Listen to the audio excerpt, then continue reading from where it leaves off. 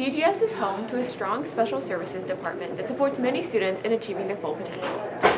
For Department Chair Kathleen Vanderplout, the Special Services Department is an incredible force in students' lives. Every day is very different, so some days can be really quiet and it's just, working with students and working with staff. Some days it is reaching out to deans, to counselors, to social workers, to psychologists, and other staff members just to make sure that we are addressing student concerns or student needs. Every year we always hear back from some of our students that graduate and have gone on and are either in college or in the workforce, and they share with us just how their life has been enriched because of what we have done here. Staff like social worker Megan Liston are given a specific set of students to work with in order to fulfill their IEP hours. We service, and then we go in and we just work on different lessons and activities that help build that. The specific impacts of the Special Services Department are also seen through the D99 Hoops program. It gives our students an opportunity to get involved, to play a sport they love, to be part of a team, to learn all the skills that come along with that, to